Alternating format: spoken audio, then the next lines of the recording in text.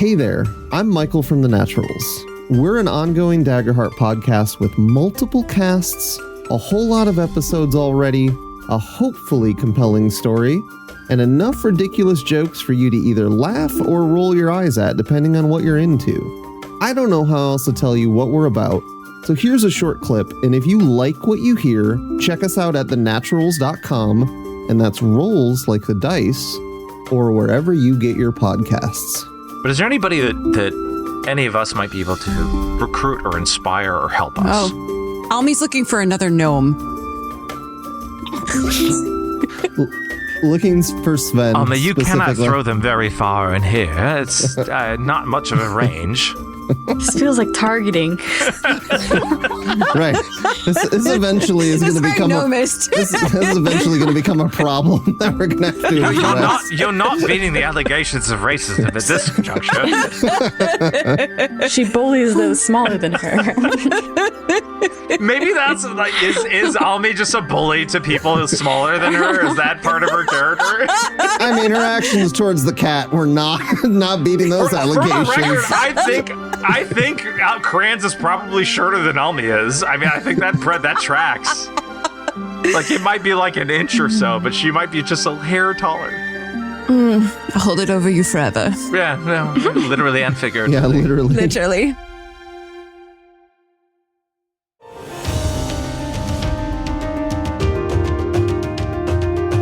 Welcome once more unto the roll. Welcome back to Unto the Roll, everybody. We are back again with some more Daggerheart, picking up where we left off last time. Hopefully you're all caught up. Joining us at the table today, as always, we have Chris. Hello. Maddie. Hello. Frank. Hello. And Cole. Jawohl! Who are you? Oh, I'm Tony. It didn't change in the time we went around the table. Yeah. He didn't say it at first, so I had to just give him shit. Yeah. It's me. I'm here still. It's a me. Tony.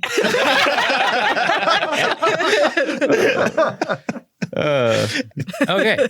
Well, let's see. Where we left off last time, our lovely group of heroes fought some big old bad guys that they named Blahs. We don't know how that happened. Our heroes broke through the Blahs that they had fought. We ended up in the St. Anne's Convent, and they discovered the shackle-tackle bolt that was pointing to the World Soul's Rest as a location that they may need to travel to. When that happened, Vale ended up showing back up, collapsed with blood on her. She said it was not hers, and that is where we ended. Our players did technically level up last time. They did add some new domain cards, a little bit of new stats, so you might see a little bit more of heavy hitters out there. Sure. Also, yes, we did do combat wrong for a little while. It's fine. It wouldn't be under the roll if we did combat right from the get-go every time. I don't think we've done it right in We have. Oh, no. Oops. We're learning. We are. Yeah. Okay, so let's get into it. You guys just saw Vale collapse again, like she normally does. Weak. Kilgore now has the shackle-tackle bolt. You guys are in St. Anne's Convent after battling some of these mysterious Dremmist people of the Dremmin faith. We now open in on Kolnor and Milo pulling up to the rear, following in your guys' footsteps. Milo looks over and says, "Is that Vale? What happened to her?" The blood is not hers. What does that even mean? Agree. I agree with that question. All right. Kolnor starts walking over to her to make sure that she's okay. And as soon as he gets to her, he freezes. And I need you all to make a presence roll. 19 with hope. 17 with fear. A 23 with fear. I think I just critted. Ha. Oh, were they the So you same? did? Yeah, I thought that was a 1, and I was like, oh no, it was only a 8 with, and then I see my 1s right there, which means they're both 7s. Crit, baby. Crit. Oh, Crit. nice. Okay. Well, What a great thing to crit on. Yes. okay. So as Colner gets over there, you see him freeze, and you guys suddenly feel chill in the air as you hear laughter, but it's not audible, and you can tell it's coming from in your head. Well, that's not comfortable. You all freeze and fade into blackness instantly. Uh-oh. I've done this before.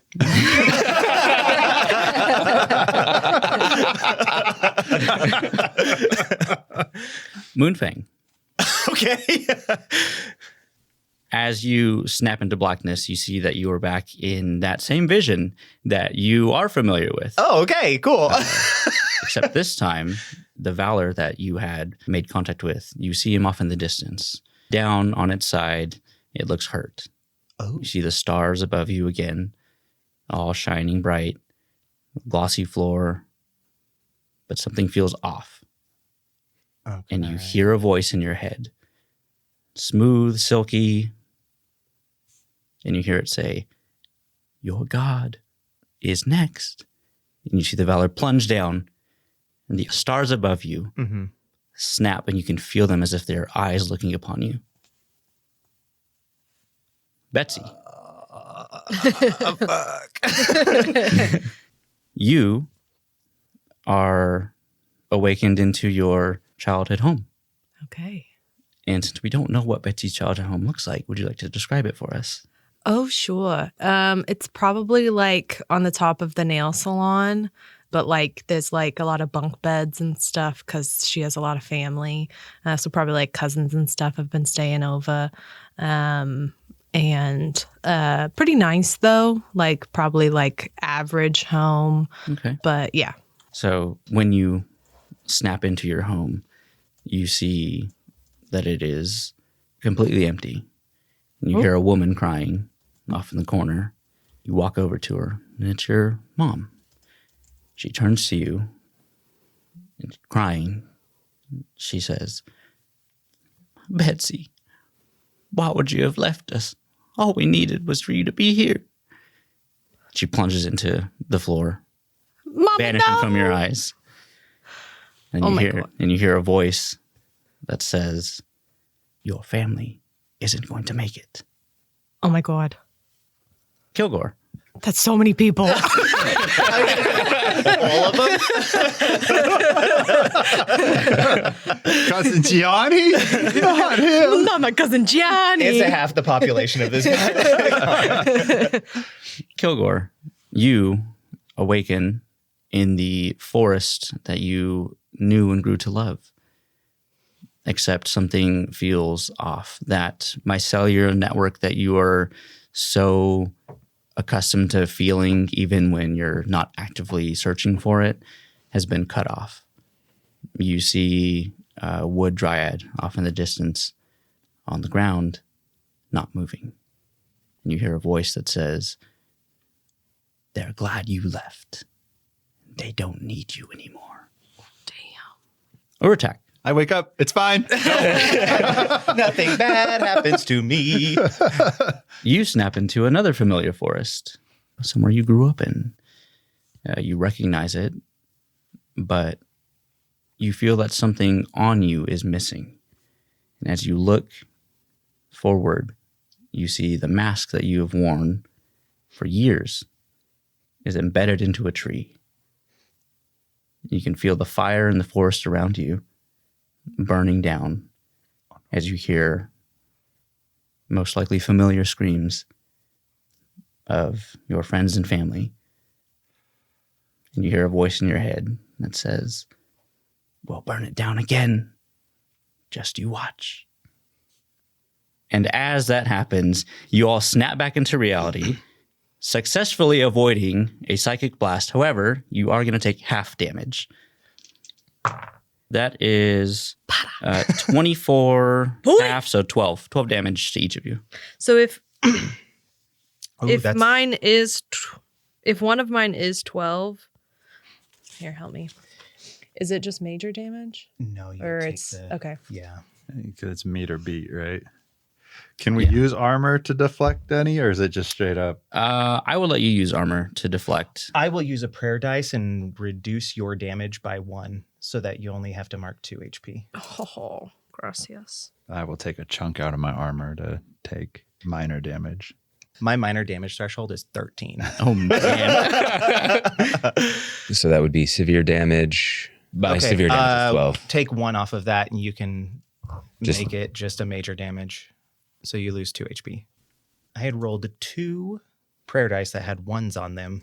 So that was a good place to use them. And the other one's a 4. So we'll see when I want to use them. Sounds good. So you all feel this pulse of psychic energy blast through your head as you snap back out of those visions. Luckily, you guys are fortified enough in yourselves and as a group that you were able to avoid the majority of that blow. You still have splitting headaches, but as that happens and you snap back into reality, you see that Kolnor has now been launched back with Milo. They're behind you in the entrance of where you guys came in from. Where Vale is, you see the blood pool off of her and form into a woman. This is the same woman that Vale spotted at the last battle and ran off to go after.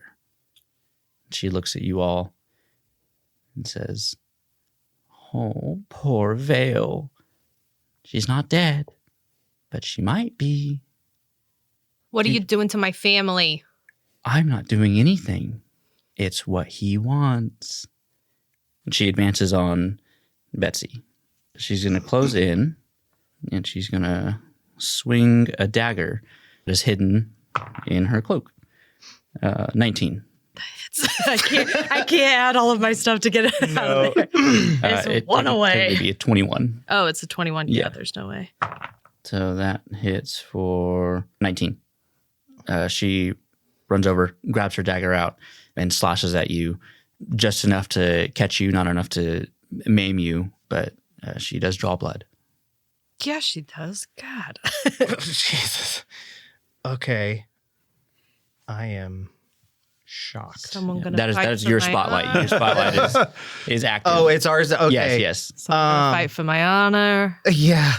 I'm going to move into very close range with Betsy. And I'm going to use my once per long rest sparing touch so that you remove 2 HP. Are we thinking? Are you attack okay? back? No, I'm not okay. I'm gonna try and hit it. Okay.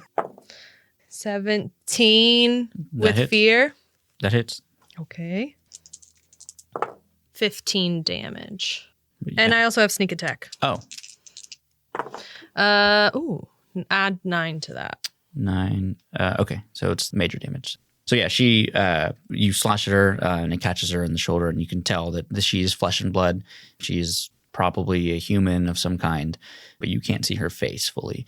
And she uses that fear as a reaction to drop back into a pool of blood and move back quickly back into far range away That's from what you. I thought. That's what I thought. You're She scared. looks at you and she goes, those nails can do damage, can't they? Yeah, they can. Better watch out. Better not cry.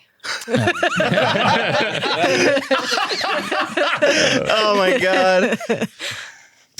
She is going to spend another fear. Why, Betsy? Why should she not cry?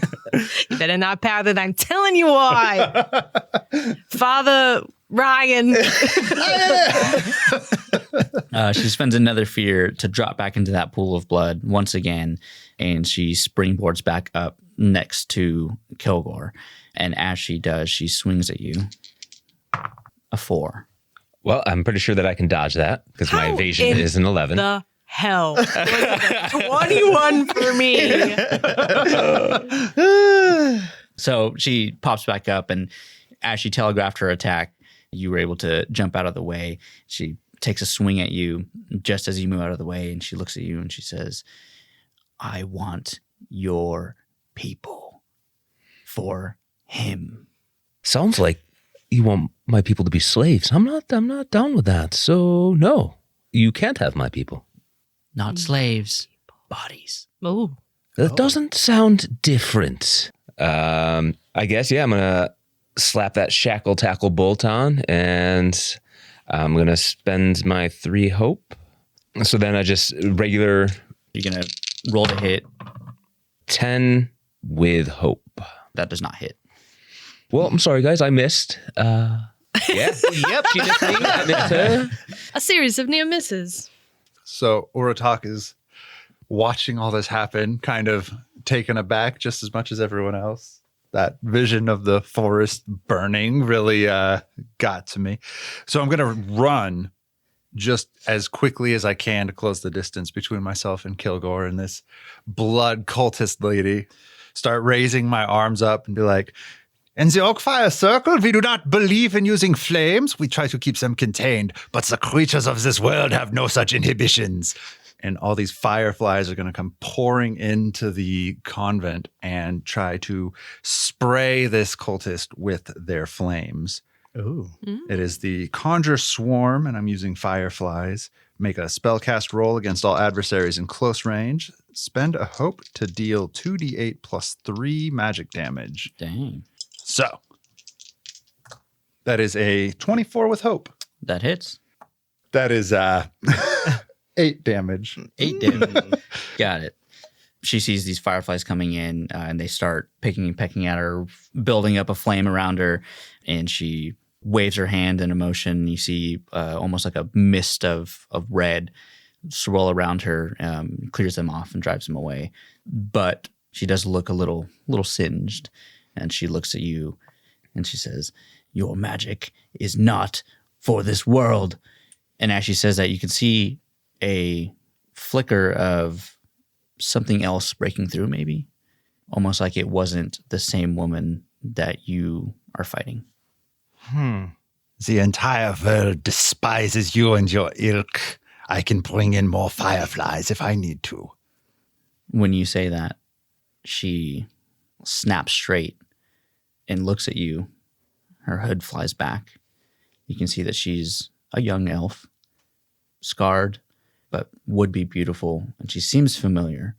But as she snaps rigid, you can tell that her eyes gloss over, and another voice speaks through her. "Your forest was mine." And then she goes back. Who the hell is this? I don't know, but I'm about to take a crack at her. Fill your I'm gonna shrug my robe off and like crack my neck as I twirl my axe and walk up to her. I'm gonna take a swing. 17 to hit? 17 hits. Okay. That's with hope. Oh, nice. Thank God. 12 damage. Get her, Moonfang! This bitch is made of blood. We all are, Moonfang! I believe you need to check your privilege, my friend. I am not made of blood. All but one of us are, Moonfang! So you walk up, hit her, and the dagger that's in her hand, she tries to flick it up to at least deflect some of that blow, and it axe catches her and throws her aside. And now I'm going to spend a fear, and then I'm going to spend another fear to have her. So she drops back down into a pool of blood, and as she does that, you see it dart over to Vale, and she pops back up. And as she does, she grabs Vale by the hair and lifts her up. And she gets down into her ear as she's watching all of you. She says, "My poor sister thinks she has friends. She told me you were here, but I don't think she knows that she's still alone." She slams Vale's head back into the ground, which jolts Vale awake, although she's still down for the count. And that is your spotlight. Okay. Vale, Colnor? Am I remembering? Colnor, Colnor, The Milo. MVP of the last Who the one. hell is this? Milo and Colnor are still back at the entrance, kind of watching, stunned about what's going on. And as you call out to them, "I'm going to spend another fear." Fuck. And this elvish woman launches out a psychic blast and brings down the entrance, effectively blocking them from getting to you. And Milo goes, "I don't know. I've never seen her before, but we need to do something." And Colnor, of all people, looks to her, grabs her, and says, Milo, we're in Nadir. They should have guards everywhere around places like this. This is a place they don't go. We need to alert them. And I'm going to begin a countdown. They're going to attempt to go for aid. Hell yeah. I'm so glad we brought Kalnor. He killed a guy. He did. He pokes through just as you guys can kind of see him through the rubble that is blocking them now. And he says, we'll figure it out. We'll be back with aid, or we'll try to go around. Just hang on until we can get there. And they leave. You're the man.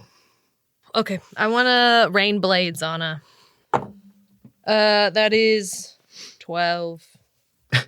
12 does not hit. Yeah. Okay. She's actually going to mark 2 stress, and she is going to mind rend you again. I need y'all to make a presence reaction roll. Where was that roll earlier? You have to beat a 14, by the way. So I beat it. I have a 18 with hope. 21 with fear. I got a 6 that turns into a 5. Okay. I got an 11. Oh boy. Okay, so damage. That is 26. Oh, yeah. Nope, that's in armor. I'm going to spend 2 armor. Who marked 2 or more hit points? I did. I did. Okay, you also gain 2 stress. Yikes. Holy and you are shit. vulnerable until you roll with hope. So she sends out this blast Healing again, spell. and you all have brief flashes of those same visions that you did, and you can feel that energy driving into your mind. But when that does happen, you do hear another voice that comes through, and it's hers, but it's overlaid with something else, something deeper and more guttural, something that sounds angry that you're here, and something sounds like it wants to take you into a dark place. But it also sounds very enticing. You can't really make out the words of what it is. It doesn't sound like a language you would understand, but it gives you that calling of, like, come to me and become one with me. It's the feeling that you get. And just as that feeling comes and you take that damage or avoid it, it disappears. And then she looks at you all again, and she says, you will come with me to become one. And that voice is coming out from her mouth again, overlaid with her own. She goes slack a little bit and then jumps back in to the fight as if nothing had happened. And that is your spotlight. I will become one with you if you become one with Betsy's daggers. Tag team, baby. Yeah. Let's do it. Oh, tag team. I've tag teamed with Okay. everyone but you. I Yeah. gotta get one with Betsy. Sure. And you want me to rain of blades? Is that what you're saying? Or you want me to dagger? I think, well, what? I think you just said roll your dice. Yeah, let's just roll our dice. Okay. Because I think we just basically both get to hit. Who's spending the hope? You? I am. Okay. Yeah. I'll spend my hope in just a second. Ooh, that was a D20 on accident. It's like a 16 on my D12. Oh, wait. That's not great because that's my fear die. Crit. Did not crit. Telling it to do it made it roll. I'll use my ability to change that to a hit with hope instead of fear. Well, what'd you get, Maddie? I got a 18 with fear. So 18 with hope then.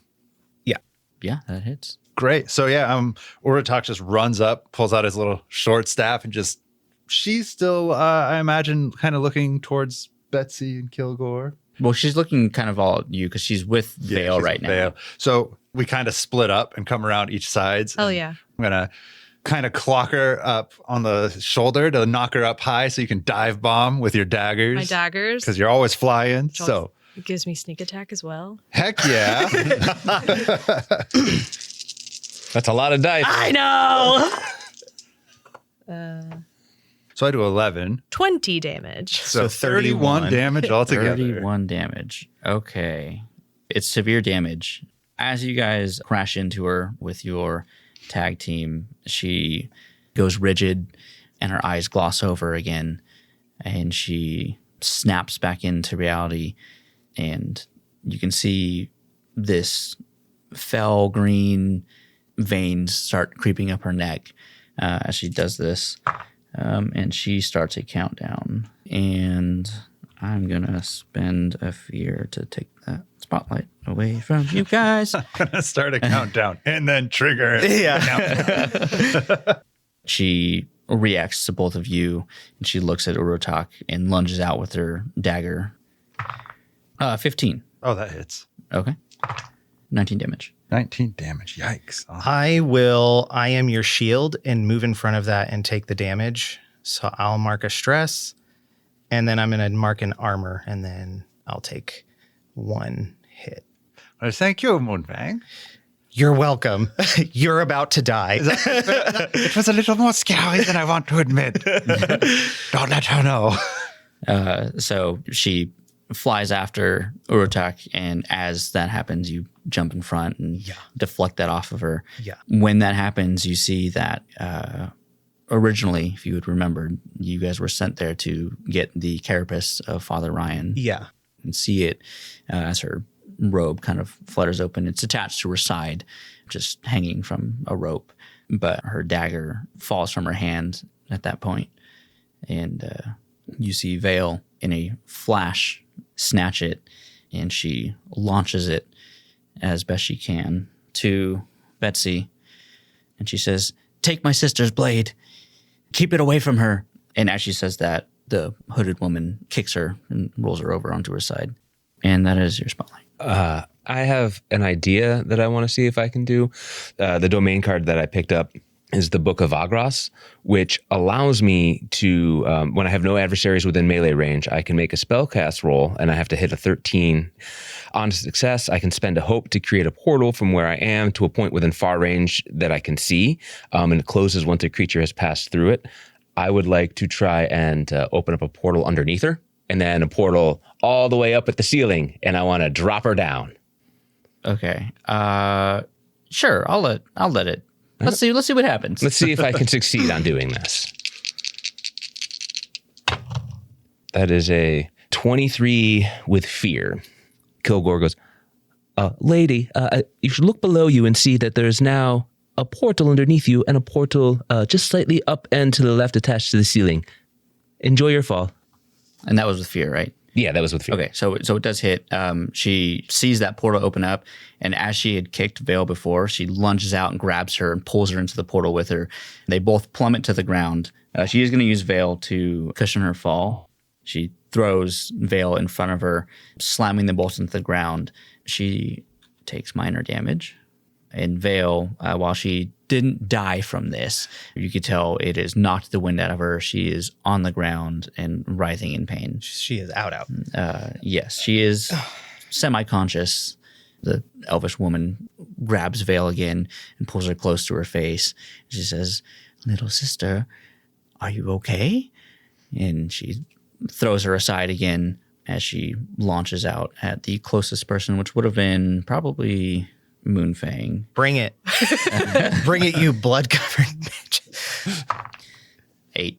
Oh, she missed. She hit you with the highest evasion. Highest thing. 21. Okay, so yeah, she lunges out at you and she tries to get purchase. She does not have her dagger anymore because it is now in the hands of Betsy. So she's kind of just writhing at you, and you can see those like green veins are like pulsing in her neck even more. She's gonna explode. God, you're ugly. You don't like this look? No, I don't. It'll be on all your friends soon. That's your spotlight. I'm going to spend 3 hope, and I'll give Kilgore an HP back for my... Or no, I'm sorry. You're not close to me. I will give it to Urutak. Yay. I'm going to heal him with my life support, my Seraph ability, spending 3 hope. I'm going to turn to her, and I'm going to go, "What did you do to the Valnor?" She looks at you, and as she's bloodied up, she grabs her arm. She goes, "The Valnor? I haven't done anything to them. It's his plan. It's what he wants." I'm fucking hit this bitch. So a 19 with fear, but I'm going to use my unbound ability to change it to a roll with hope. And then since I gained a hope, I'm going to spend 3 more hope, and I'm going to give Betsy a hit point back. I'm going to spend a fear again. Yeah, I Back. suppose you would after that. Actually, I'm going to spend 2 more Is that okay? Yeah. Jeez. No, that was great. to remove her countdown to 0. As you lunge after her again, you do find some purchase, but as she does, she looks at you with glossy eyes again, gone rigid, and she says, "Your valor are not supposed to be here. They are wrong." And you feel a pulse of power come out of her, dealing 16 damage to anyone within close range. I'm not in close range, am I? No, because you were already backed so up. I'm just watching this happen going, oops. How much HP did you all mark? 2. 1.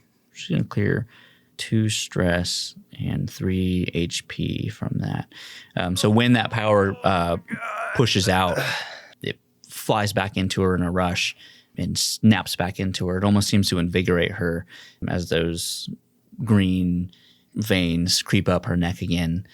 And she looks back to Vale and she says, "Your friends are making me angry." And that's your spotlight. Is there something around here for me to hide behind?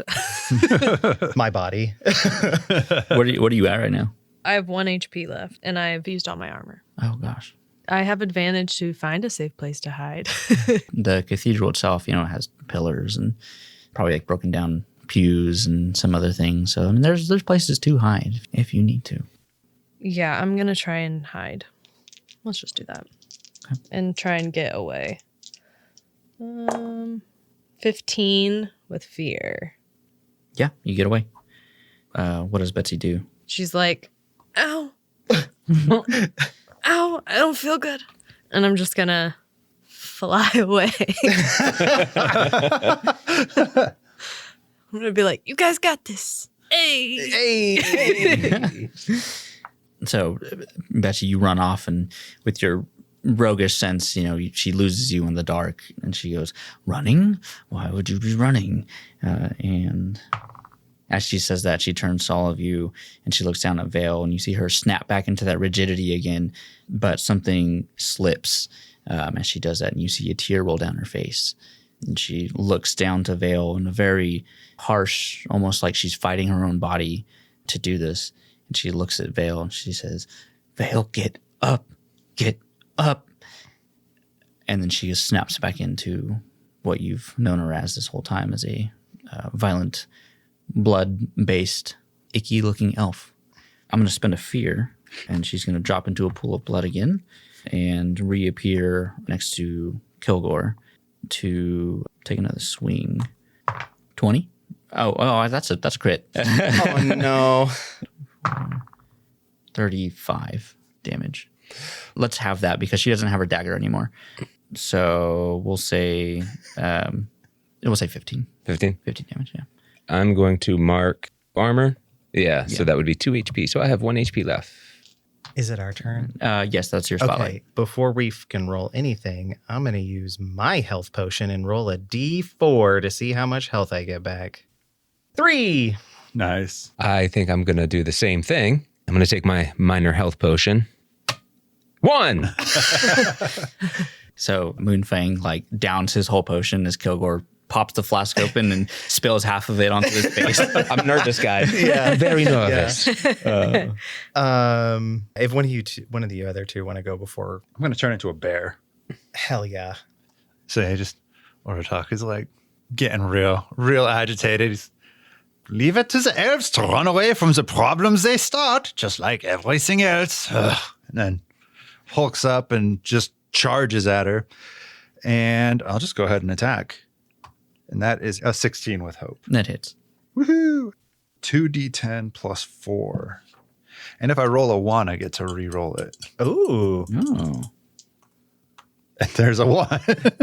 So that's 4. Oh, okay, cool. Okay. So that is 11 plus 4 is 15 damage. And then I'm going to kick her. You gonna just kick her? Just do my kick thing that I can do after a successful melee attack. Oh, that does additional damage, doesn't it? It does. So I'm going to kick her away from Kilgore. Okay. For flavor and not as like a dual thing, can I ride Kilgore or ride Urutak over? Sure. Yes. 7. 7? Okay. You kick her back away, and when that happens, she's down on the ground, down on all fours. She's looking up at you, and you can see almost like it looks like she wants to cry, but her body isn't letting her. And then she looks at Vale, and she looks at all of you again. And as that happens, you hear some yelling coming from that entrance that you guys were at. And you can hear Kolnor going, I think they're coming. I think they're coming. You hear Milo behind him who says, Kolnor lit the trees on fire. Boss? Oh my God! We think that they've been alerted. We've heard mustering from down below, down the ways of the convent. But I think you guys will be okay. And they start trying to move some of the rubble to get in there. He lit the trees. Oh my God. Okay. Then you guys aren't in any danger of the burning down. Okay. But there is now a fire around somewhere making a signal. Hell yeah. Hell yeah. I'm going to raise my axe up into the air and turn it into a spirit weapon while I'm riding her dog. And I'm going to huck it at this bitch. Oh, it's a crit! Oh, wow. Yay! Clear a stress, gain a hope. Not my bad guys. Yeah. Yes, suck it. They're sobbing, clearly possessed, and we're just like, fuck you, bitch. Yeah. I still just roll my 2d8. You roll your 2d8, but then you do the maximum amount of damage that you can do with your die. So add the maximum amount, so 16, and then you add that. I got 11, so 27 plus another 4, so 31. 31. Yeah. We did a tag team and got Dang. Okay, yeah. So she's on all fours. She is bloody. Very clearly something is wrong with her. And then she just gets smacked with this spiritual axe. Yeah, baby. That flips her over and over. When that happens, she goes rigid again. And her body, very clearly not wanting to do this, snaps up into a standing position. Mm-hmm. And you can tell that she is hurt. She raises a finger and starts marking it across all of you. So sorry. She doesn't know where I am. Oh, you're not you. I'm like army crawling away. Bleeding from every spot on your body. She points to all of you and she goes, 1, 2, 3. There were 4 of you. And that voice croaks up into her throat again. Your gods will succumb to his touch. Pervert. You hear. It echoes. Pervert. Pervert. I really wanted to say, my God is an awesome God. Thanks. Oh, no. So as she, that voice croaks back up, you can see that she kind of snaps back into her own body, and you can see her angry, feral. She looks to Vale on the ground, who's still writhing in pain, and says, you may have won our dagger back, but I will go after yours. And she starts to take a step forward because she wants to attempt to take Vale's dagger. And as she's taking that step forward, her body goes rigid again. And you hear that voice, not yet. Come to me. Return. And she drops into a pool of blood. But this time that pool of blood collects into a ball and in a pulse vanishes. Oh, I should have tried to take the carapace from her. I need you all to roll another instinct check. Wouldn't affect her. I got a 16. Got a 19. 10. So both of you, as she basically flees, feel a sense, like a tug almost, of what just happened. You, Moonfang, being tied to a goddess and having a sense of magic and Urutak, being one with the druidic senses, can tell that she just fled far away. You're not quite sure where she flew away to, but you do know it is still somewhere in Nadir. It will take a little bit of searching that feeling that you can hold on to determine exactly where. But you have a suspicion that it might be the World Soul's Rest, where the bolt was at. Okay. But you're not 100% sure. And she's gone. I peek out from behind an altar or something. Like, we safe? Yeah, we're safe. She ran.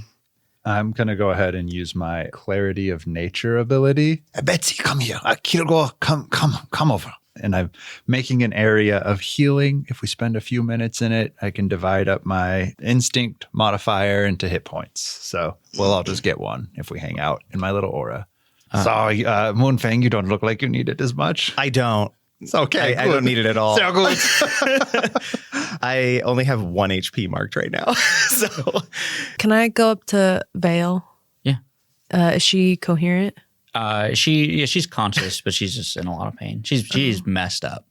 I'll say, close your eyes, and I'll try and sneakily take the second dagger.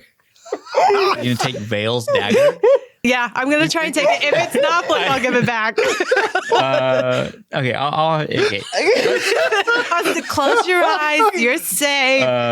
Roll instinct for me real quick. can I help? If you want to. I'm going to walk over. Because you don't know what she's doing. Oh, damn. And the instinct is to see if I... To see if you think that might be okay. the other dagger. To be an 18. Nope. That's a 12 with fear. Okay, so she, in her pain, and she kind of sees you coming over, thinking that you're going to be a nice Rest friend. up. She feels your hand reaching out, and she grabs it. And she goes, I was just looking. please don't touch me. Thank you for coming, but I think I just need a minute. Yes, we all need a minute. Correct. Oh my God, I love it. I was going to try to come over and just like drag her towards the healing circle while you were doing that, just to like distract yourself. So as that's going on, Kolnor and Milo, they've managed to get the rubble down, and they run into you guys, and they'll go, okay, there are a few things that you might not know, but Nadir is notorious for being a little bit rough, and they don't necessarily like the Church of the Winged Light. We may be arrested, however, I think we are in safe hands. And as they say that, you see a contingent, small, probably about 10 to 15 people, rush in, blades drawn. You see all manner of folk. There are a couple of fungrel. There's another fawn. You see a human elf. You see a couple of goblins, and they're all there and looking around. Then you see behind all of them a very large half-orc, half-giant being. Taller than me? Oh, he's probably like maybe half a head taller than you. Big. He's big. He's a big guy.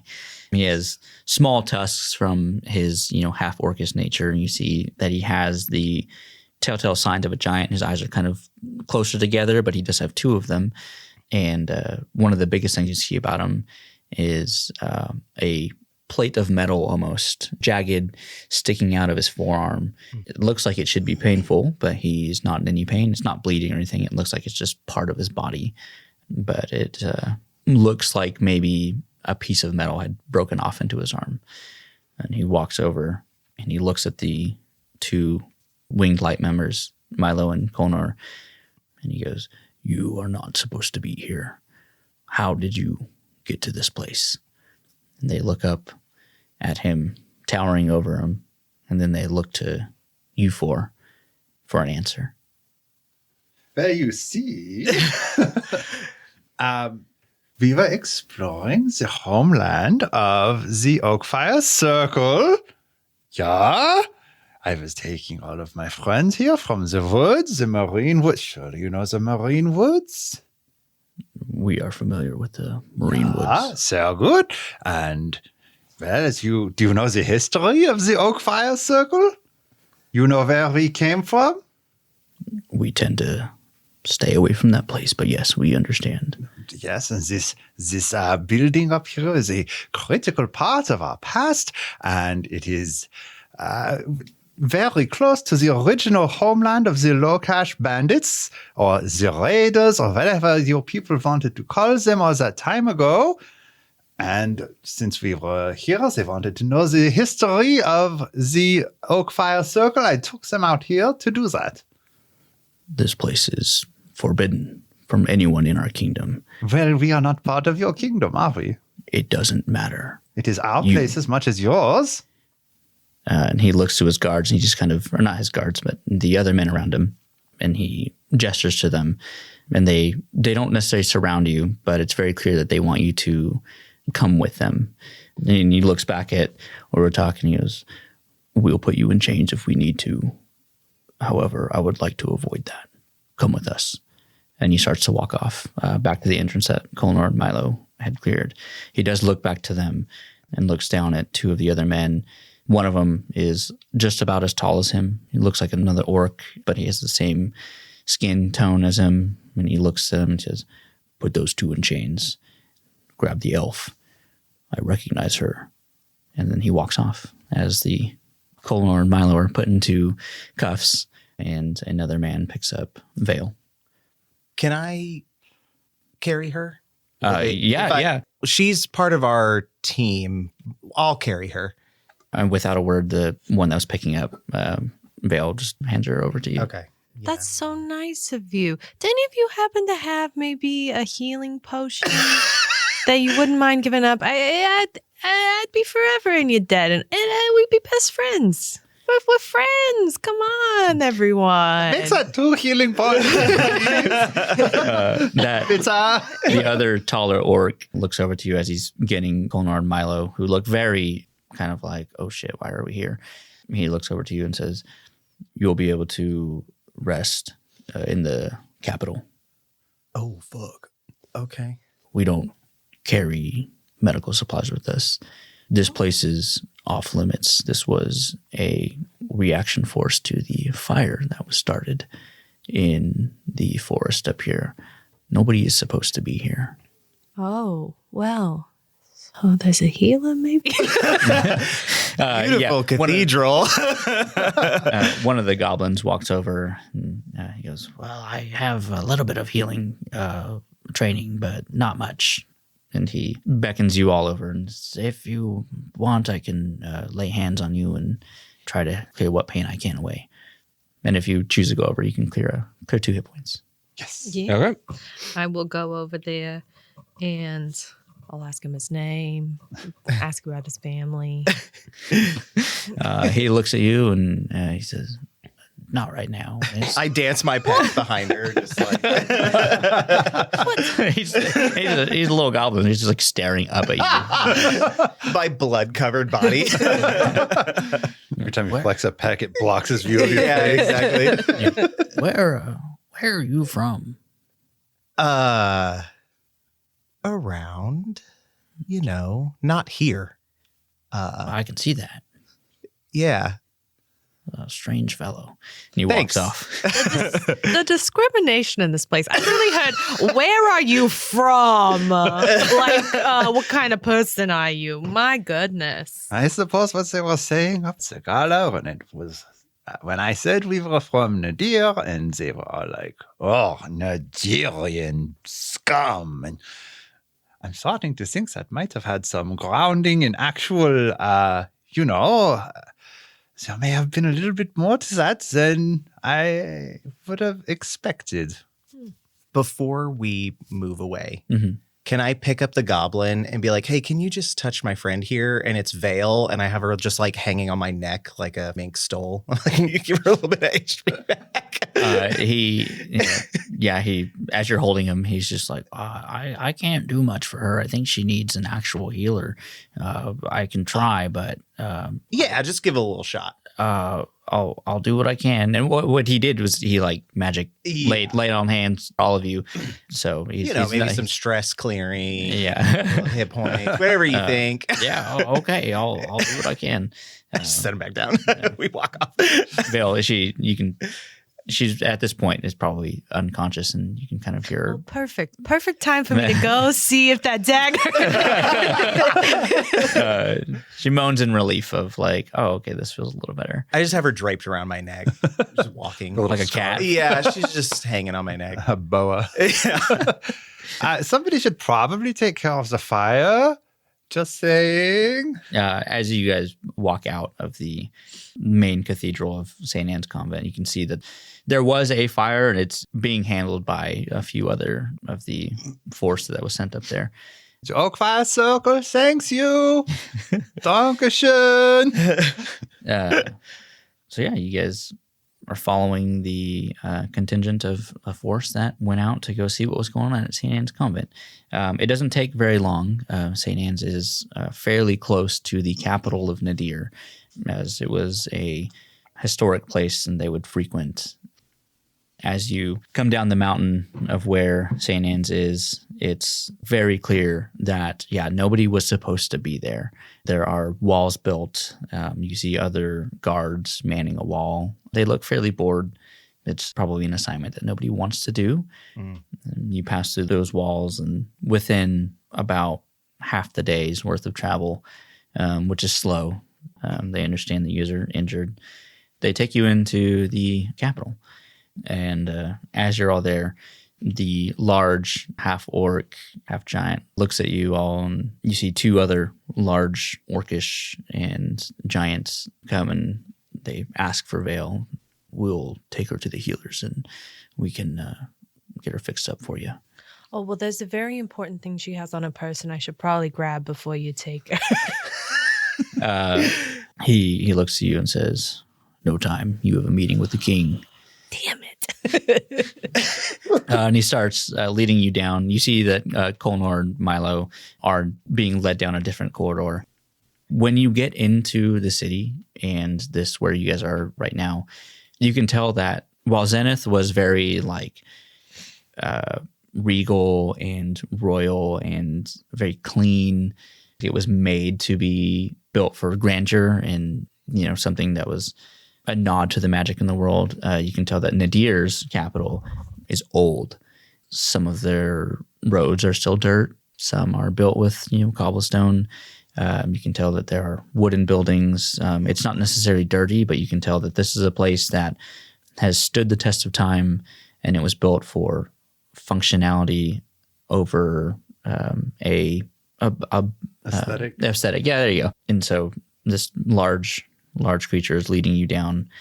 You get to a fairly large manor, and he looks at you and says, "When you enter here, go down the hall and into the waiting library.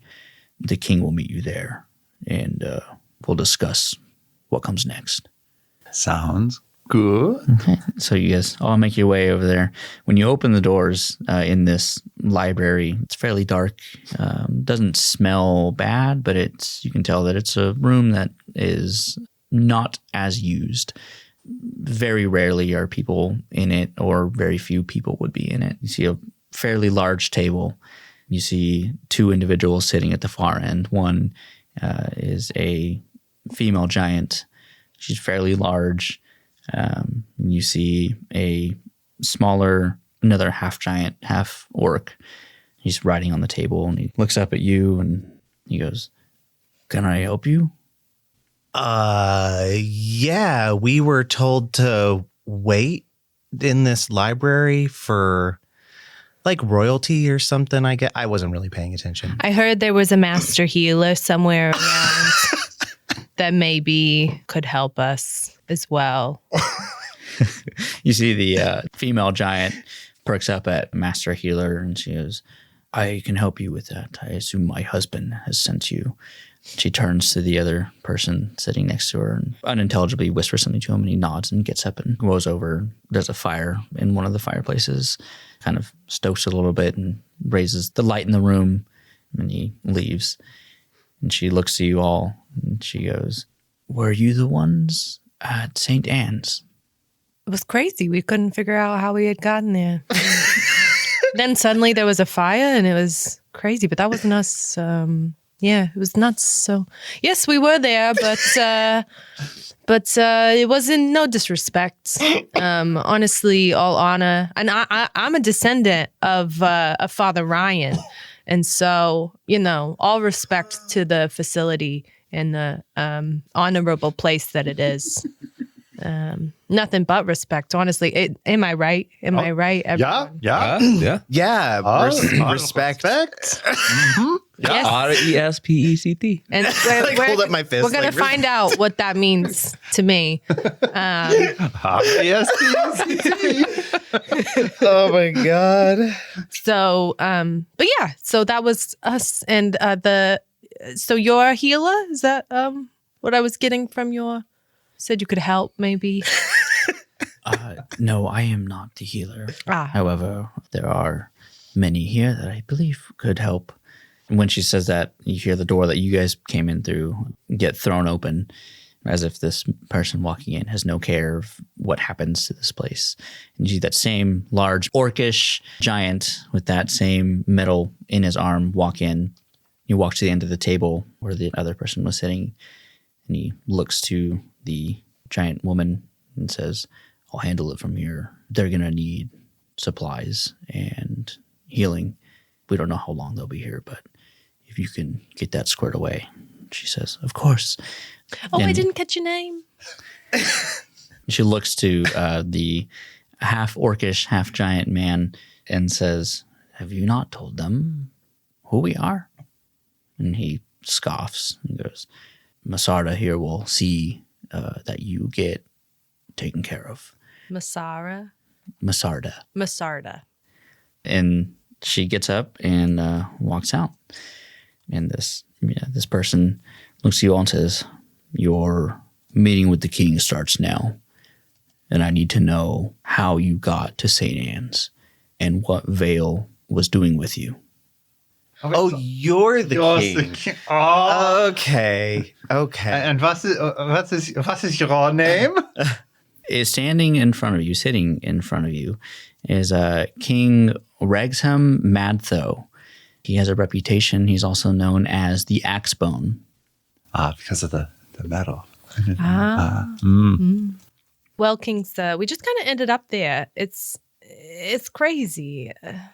And we were trying to help Vale.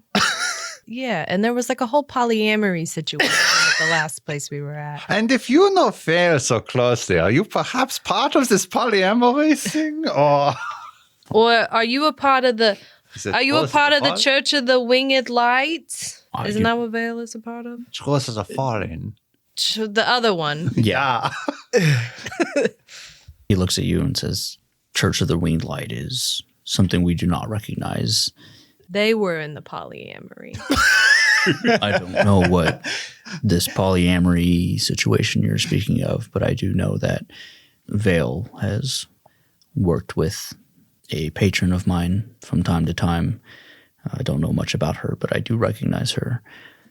Again, what were you doing in St. Anne's Convent? That is a place that is forbidden for everyone. Nobody goes there. As you can tell, it's a place of evil and magic that has gone wrong. It's like a vision quest. Like when you get like a vision and it's like, hey, go do this thing because it's going to be great for you and you're going to learn a lot. Like that's what we were doing. Have you ever been on a vision quest? Yeah, King? everyone's doing them Everyone's these days. doing them these days. They're very popular. Yeah. It's how you find yourself, really. And maybe other sacred artifacts. Yeah. After this, my aura is like a lot brighter.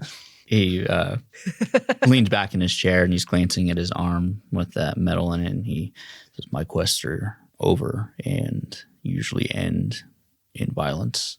So I'm not sure what you're talking about." We were talking about a vision quest, not a violence quest. I understand that.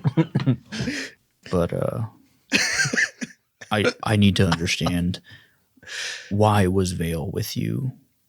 If Kaja is involved in this, poking her fingers where she shouldn't, I need to know. Well, Vale is just so sad and she wants to find a family, and she thought maybe we could be her new family. So we said, hey, since you're leaving this polyamory thing, maybe you can come be with us. Guys, right? Yeah. Something like Yes, that. yes, there was a lot of polyamory involved. God. And it was kind of like a vibes test, part of the vision quest, I think. Vibes and visions. Yes. Yeah. What specifically about this vision led you to St. Anne's convent? Saint Anne? It was her. We saw her in the vision, and Saint Anne led us there herself. Give me a presence roll. All of us, or Just can I just help? Frank. Sure. Oh, buddy. So hope to. Oh, I was so close to critting on 12. Oh, So that would be think you a want to, but 25 with hope. Okay. Yeah, he looks at you and says, dang. the place is, again, off limits, but if Kaja and Vale are involved, I believe Truth of the Fallen is not far behind. I'll tell you this, you can stay here in the city in my manor. I'm going to reach out to Kaja and figure out what was going on. It looks like you need rest and some recuperation. Feel free to stay as long as you'd like. Do you need me to reach out to anybody for you? I'm pretty sure I have family that live in this city, or at least like a girlfriend of like a cousin. So I might want to go visit them, make sure the family's okay. The Beetle family, if you're familiar. He looks at you and he goes, I thought you looked familiar. Okay, you may be free to explore the city and find your family. Feel free to stay in my manor. If you are part of the Truth of the Fallen and working with Kaja, she is a good friend. Although I don't agree with the things she does, I think these coming times are something that we may need her for. If you need anything from me, please let me know, and I will go talk to your compatriots, the members of the Winged Light. So, he explains to you that you guys can stay in the city for as long as you need, rest and recuperate, while he gets some answers out of Milo and Golnar. This will be a long rest, and because this is going to take some time, I will allow you guys to do one more action from the long rest category. But that is where we're going to end our episode today. Damn. We survived. Barely. Yeah. I was really trying to keep you guys alive.